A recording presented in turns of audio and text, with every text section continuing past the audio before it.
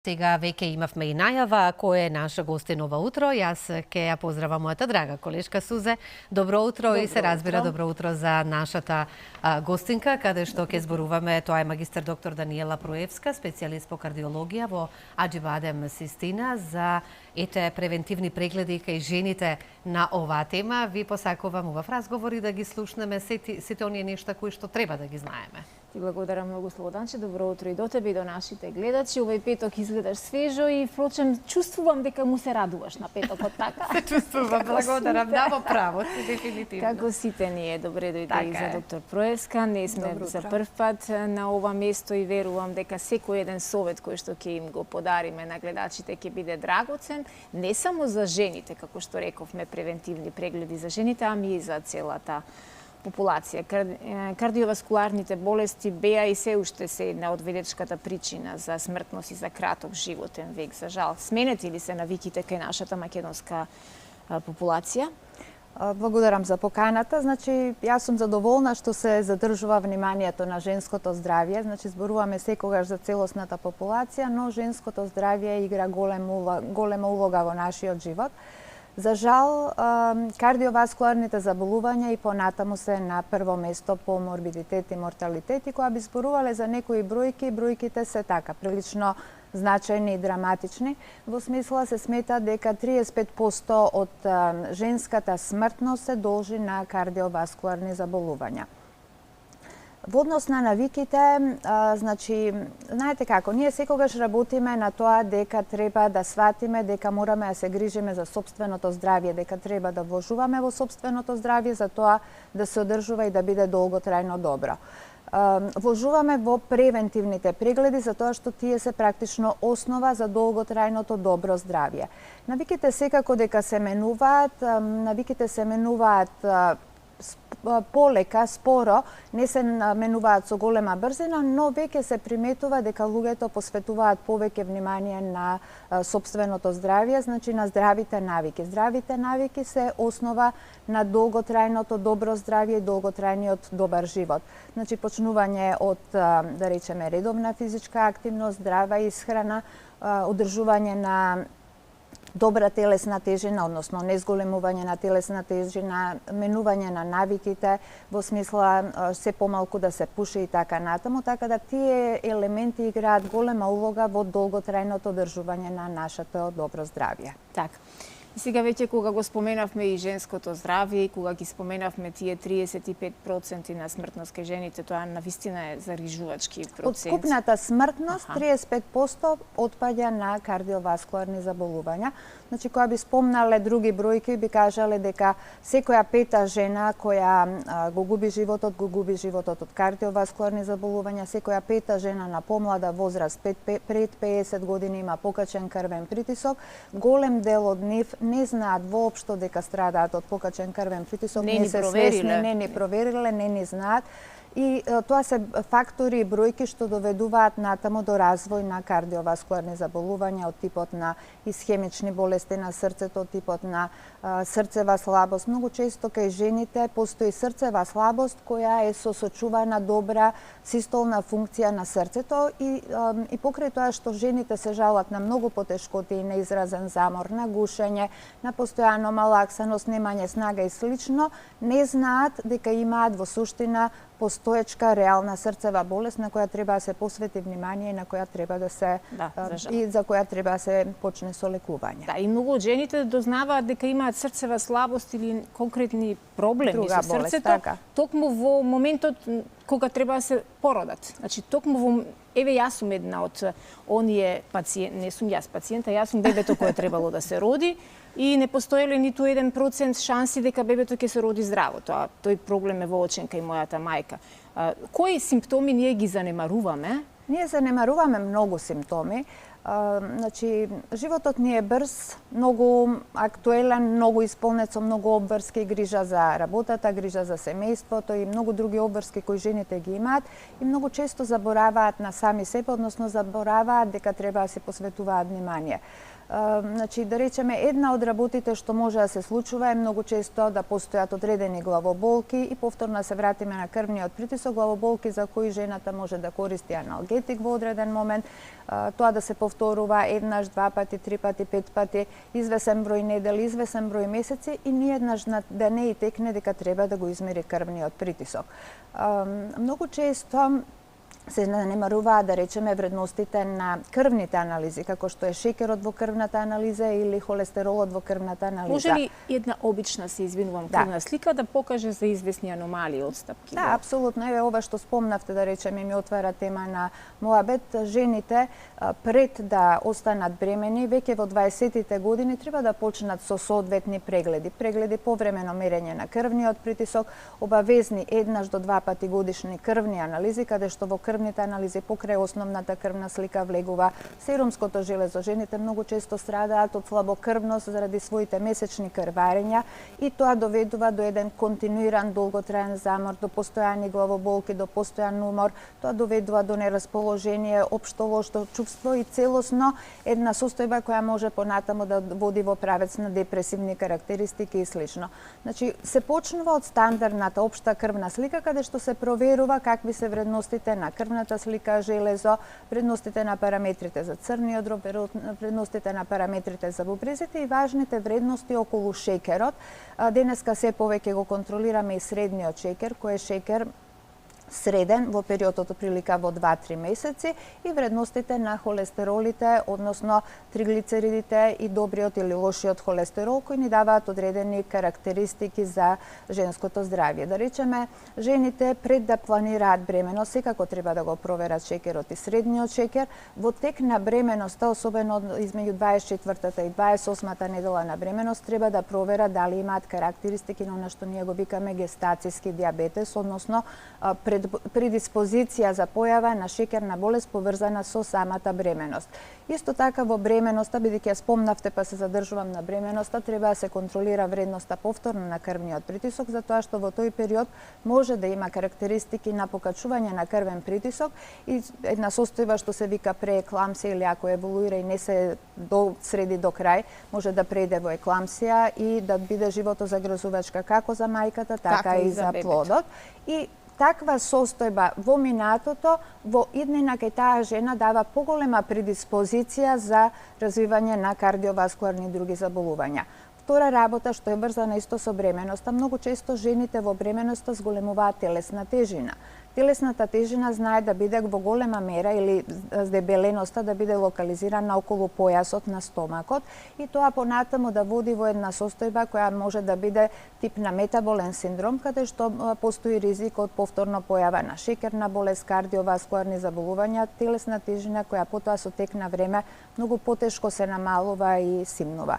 Така да важни се прегледите да бидат направени на време за да се процени каква е актуелната состојба и каква може да биде идната прогноза. Одлично подсетување, особено за сите оние млади мајки кои што можеби поради возбудата и радоста заради нивната бременост, па ги занемаруваат останатите симптоми или ги припишуваат на нешто останато. Меѓутоа, знаете како, денеска гинеколозите се многу спремни и ги посочуваат сите тие работи, односно ги упатуваат веднаш кога ќе заприметат дека има одредени отстапувања пациентките кон докторите на соодветни специјалности, така да бременностите денеска се водат многу подобро и така и ризикот за настанување на одредени болести е каде понизок. Точно така. Но затоа вие во Аџибадем Систина имате едни пакети кои што навистина убаво е да ги споменеме ова утро, нека бидат еве вака и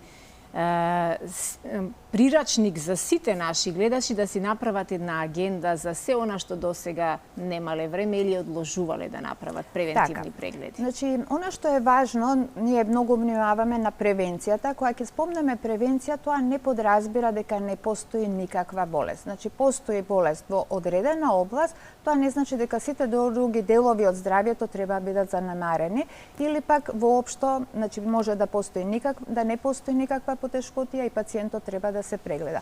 Многу често луѓето не ги сакаат превентивните прегледи. Што би било причина? Причина е или објаснување е јас сум здрав, зошто би одел на превентивен преглед, прва работа, или втора работа. Минатата година бев се во ред. Ако отидам на превентивен преглед, можда нешто ќе ми најдат, па ќе почнат моите компликации и така натаму и често стартувајќи со таа позиција ние ги избегнуваме или ги одложуваме.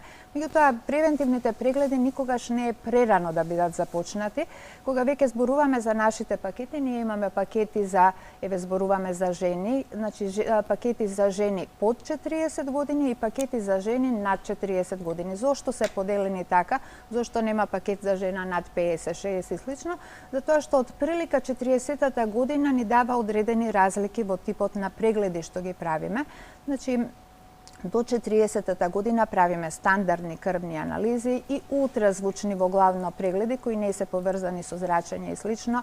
Значи ултразвучните прегледи секогаш го опфаќаат кардиоваскуларниот систем, го опфаќаат абдоменот и понатаму ги опфаќаат дојките кај жена и обавезен гинеколошки преглед со ултразвучен преглед и земање на пап тестови, додека веќе после 40-та година воведуваме апсолутно и рентгенска снимка на бели дробови, се продолжува со не само ултразвучен преглед на дојките, туку вообичаено секогаш се уклучува и мамографијата, која како стандард е земено една година, ако е наодот се во ред, да се прави само ултразвучен преглед, наредната година да се прави мамографија, што значи дека тој рентгенски преглед се прави на втора година, освен кај жените кои имаат ризик фактори, значи фамилиарниот ризик игра голема улога тука и кај кои има одредени сомневање, каде што потоа честотата на следење се менува зависно од состојбата на пациентката или се воведуваат наредни испитувања како што е магнетна резонанца на дојки и слично.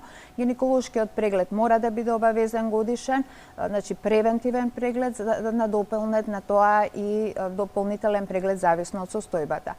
Кардиоваскуларните заболувања, значи ги следиме со следење на ултразвучни, почетокот е следење на ултразвучни прегледи како на срцето, така и на крвните садови.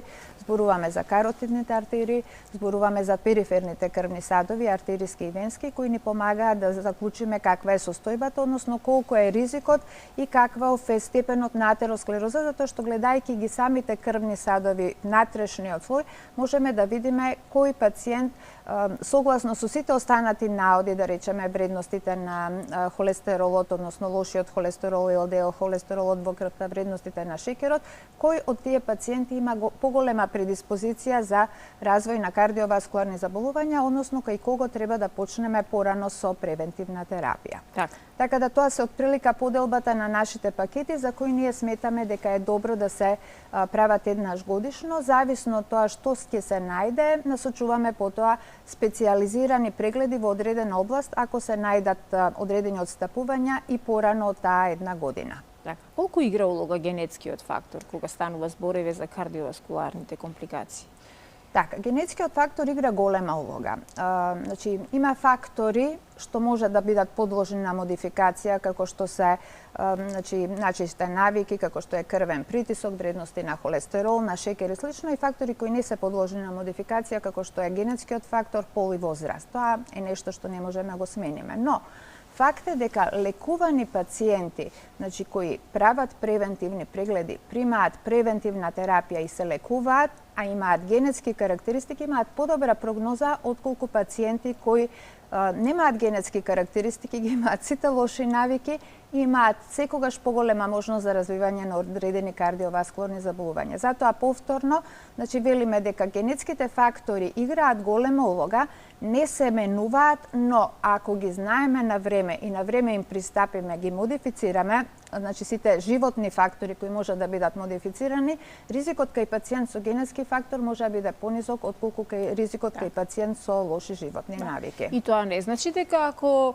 некој е роден во семејство каде сите имаат висок крвен притисок, дека и тој ќе има. Апсолутно не. Значи, ако се грижи за својата исхрана, ако направи промени, да, не внесува премногу сол во исхраната, одржува телесна тежина, практикува животни навики, да практикува физичка активност и така натаму, не значи дека нема да се појави, но една е приказната ако се појави покачен крвен притисок на 35 години, друга е ако се појави на 65 години, кога да речеме е повообичаено и така натаму. И друга работа е, ако заклучиме дека тој пациент има покачен крвен притисок, не треба да се чека да дојде возрастот, импровизирам, 55 години па да се даде терапија. Значи се почнува терапија соодветно на моментот кога заклучуваме дека реално има покачување на крвниот притисок.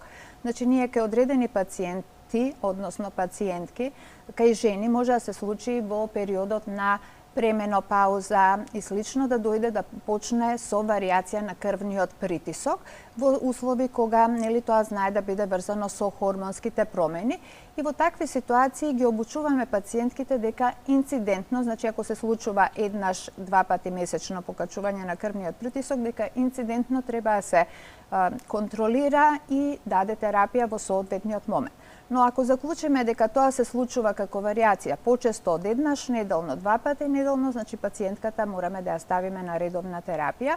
Дозите секогаш ги адаптираме на соодветната ситуација во која соодветната пациентка се наоѓа. И бидејќи сме некаде при крај на разговорот, кратко вака би сакала само да дадем еден совет на повозрасната популација, бидејќи во главном тоа и нашата публика, рековме дека вашите пакети се наменети за 40 минус или 40 плюс, но еве да речеме за луѓето во трето доба, посебно за жените, која активност е најзначајна во годините после 70-та година, освен пешачењето се разбира, и што го чува некако во живот нашето срце? Значи, физичката активност игра голема улога во секоја возраст, почнувајќи од најмлада па натаму, што значи дека физичката активност треба да биде запазена се додека пациентот е способен да биде физички активен. Не треба да подразбира тоа некоја огромна голема физичка активност, доволни се прошетки, адаптирани на соодветната возраст, на карактеристиките, на можностите и така натаму. Здравата исхрана, значи не треба да се препуштиме на тоа дека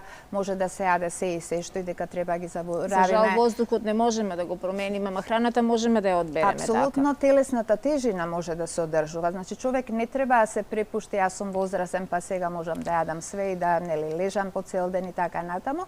И се повеќе има возрасни луѓе, односно возрастните луѓе, многу ги почитуваат препораките на докторот, така да голем дел од нив се трудат да се одржат во добра една состојба. Така, ова е добра вест да се чуе сепак, затоа што денеска во 21 век, кога имаме толку многу и нутриционисти, кога имаме и толку многу вака спремни лекари, специјалисти кои што особено пак од приватната пракса кога ни доаѓаат од водечките клиники во нашава земја, каде што има тимови цели кои работат буквално со персонализиран пристап на секој еден пациент. Основно е тоа, пристапот да биде персонализиран. И од сето она што досега сме го слушнале, навистина треба да знаеме што да консумираме и како да се однесуваме кон нашето да научиме многу и научивме, Да, индивидуа, јас би сакала, не знам, со оглед на тоа дека некои информации читав. Дали ја споменавме тахикардијата? Не спомнавме ништо за тахикардијата. Јас може би спомнав на почетокот дека жените многу често страдаат од слабокрвност. Почеста е слабокрвноста кај жените во однос на мажите на соодветна возраст и тоа може често да даде побрзо работење на срцето. Би сакала да ни објасните зошто е така. Тахикардија во суштина значи побрзо работење на срцето. Значи, побрзото работење на срцето може да биде независно од крвната слика, може да биде адреналински тип на ефект на работата на срцето кај соодветен пациент, многу често да биде поврзан со психолошката состојба, со внатрешните стравови и слично, или да биде независно од сето тоа. Тахикардијата, односно срцебиењето само по себе, значи нормалната работа, брзина на работата на срцето измеѓу 60 и 80 удари во минута. Значи веќе над 90 удари во минута се преминува граница. Да, се смета дека станува збор за побрзо работење на срцето, но кај одредени луѓе, кај одредени жени тоа е нормална брзина и не значи дека треба да се даде терапија. Освен доколку пациентката тоа го чувствува интензивно и го ремети животот, односно и го прави животот неквалитетен, затоа што цело време има осет на палпитации во градите. Значи, во услови кога би имало низок крвен притисок и малце побрзо работење на срцето, не даваме терапија, освен ако сметаме дека тоа е тахикардија која има клиничко значење, која влие врз животот на пациентката и во такви ситуации, значи сметаме дека е потребно да се даде терапија, особено ако е врзана веќе со варијација на крвен притисок. И сега постојат одредени состојби, значи тироидни состојби, промени на тироидната жлезда која се чести, кои одат, значи, во клиничката слика како еден од првите знаци да се јави срцебиење, поради која пациентката почнува да бара лекарска помош, поради која се прават прегледи и заклучуваме дека основата на тоа срцебиење може да биде промена во во функцијата на тироидната железда и во тироидните хормони и врз основа на тоа, доколку има такво отстапување, паралелно со лекувањето на тироидната железда, можеме да дадеме терапија и за срцебиењето. Тахикардијата може да биде симптом на една серија други заболувања што се посложени кардиолошки, зависно од тоа дали е во склоп на одредена друга кардиолошка состојба, лекувањето е соодветно зависно од тоа што ќе најдеме. Првото ЕКГ што покажува? Самото ЕКГ базално во мир може да покаже се и ништо. Во смисла може да биде комплетно уредно, може да има одредено срцебиење кое се должи само на првиот впечаток, односно стравот што пациентот го има кога ќе отиде на доктор. Но дали покажува дали е се во ред со нашето срце? Може да покаже, да. ЕКГ-то, меѓутоа не може да ја каже крајната состојба.